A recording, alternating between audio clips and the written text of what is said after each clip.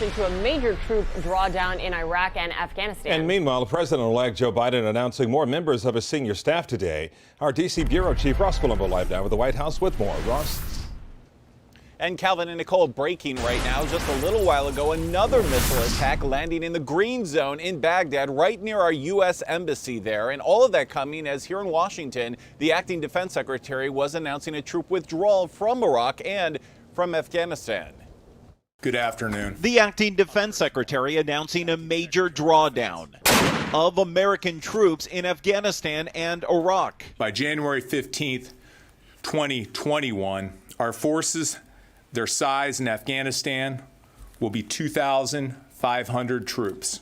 Our force size in Iraq will also be 2,500 by that same date. It comes alongside another controversial move. The New York Times reporting Trump also sought options for attacking Iran to stop its growing nuclear program. This is a very troubling part of the end of the Trump presidency. Democrats outraged that the consequences of these late moves will be dropped into President-elect Joe Biden's lap. And now he wants to bomb Iran?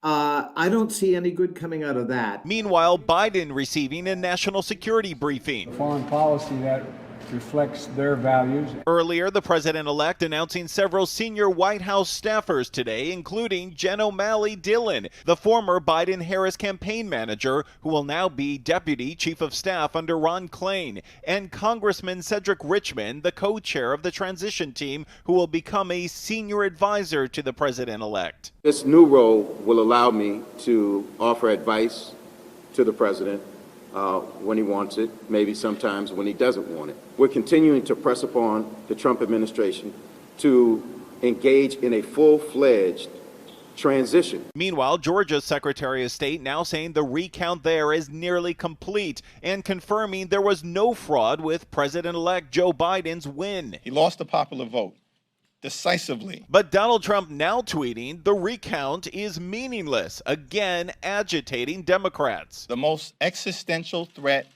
to our democracy, our values, our American way of life has been defeated decisively. Also today, after allegations that Senator Lindsey Graham was urging the Georgia Secretary of State to toss out legally cast ballots, Graham now denying those allegations. That wasn't my intent, and that wasn't the purpose of the conversation, to throw out ballots.